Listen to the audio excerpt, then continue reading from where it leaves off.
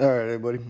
We came into a little issue where it's coming up whenever you're reading the file on the ECU that is saying that it needs a patch with the ECU. So it will look like this here. Power mode. All right. So you're going to want to read the ECU, right? It's going to tell you the error. You're going to continue. You're going to go down, select what your ECU is. For mine on the Stinger, we are at the Simon's Sim2K 260. All right, so it's going to read, right?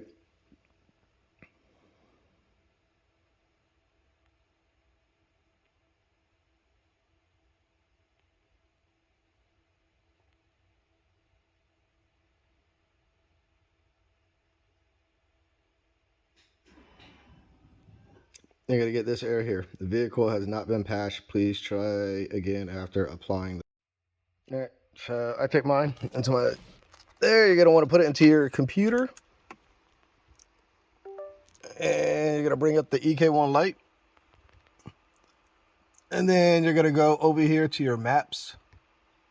And you're going to have these bin files. I already sent one off, which is that one right here.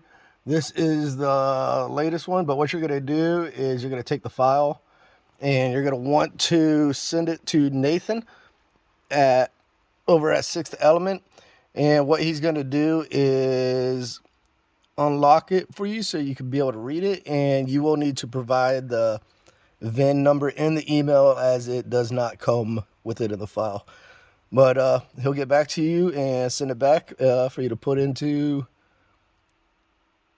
your EK1 and unlock it, and you'll be good to read files without getting any errors.